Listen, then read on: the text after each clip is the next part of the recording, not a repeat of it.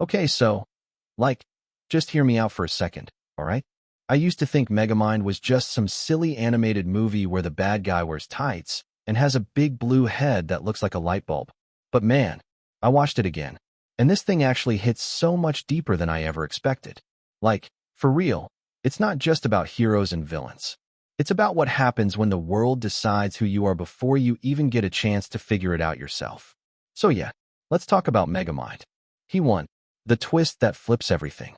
So like, the movie does something crazy right away. Megamind actually wins. He defeats Metro Man in the first 20 minutes. Like, just gone. The guy who always wins is suddenly out of the picture. And Megamind? He's shocked.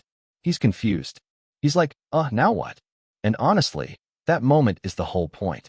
He didn't really want to destroy Metro City. He just didn't want to feel like a loser anymore. He wanted to be seen, to matter. And when he finally wins, he realizes he's just empty. Like, dang, that kind of broke me. Megamind wasn't evil. He was made to feel that way. Let's rewind a bit. Dude was a literal alien baby who crash-landed into a prison. That's how his life started. Meanwhile, Metro Man lands in a rich guy's house and gets pampered. From the jump, the world treated one like a hero and the other like a problem. So Megamind, as a kid, tried to fit in. He really did. He tried to be smart, funny, creative. But every time he tried, people just pushed him aside. So eventually, he leaned into being the villain. Like, fine, if that's what you see, then that's who I'll be. That is honestly really sad. And really real. The Roxan situation, love, identity, and being fake. Okay, now the whole Bernard disguise thing Megamind does to get close to Roxan? Yeah, it's funny, but also kinda heartbreaking.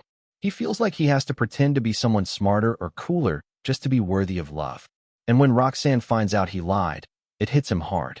Because that's the moment he realizes he can't just fake being good. He has to want it. And earn it. Love isn't about looking heroic. It's about showing up, flaws and all. Titan is not the real villain, but he shows us what one looks like. Okay, so, Hal, aka Titan, is terrifying. He's not a misunderstood genius. He's not lonely like Megamind. He's just entitled. He thinks Roxanne owes him her heart just because he's nice. And when she doesn't choose him, he freaks out. And then boom, he gets powers. And instead of protecting the city, he goes full psycho mode. Like, burning buildings, chucking cars, zero self-control. So the real twist here? Megamind, the guy society called a villain, is the only one brave enough to stop the actual villain. That part is so good. The symbolism, identity, is something you choose. So here's where it gets deep. The movie is basically saying, you're not stuck being who the world says you are. Megamind was called a villain his whole life. But the movie shows us that being good or bad isn't in your DNA. It's a choice. And choosing to be good? It's the harder path. Megamind doesn't become a hero because someone handed him a cape. He becomes one because he chooses to stand up and do the right thing, even when nobody believed in him.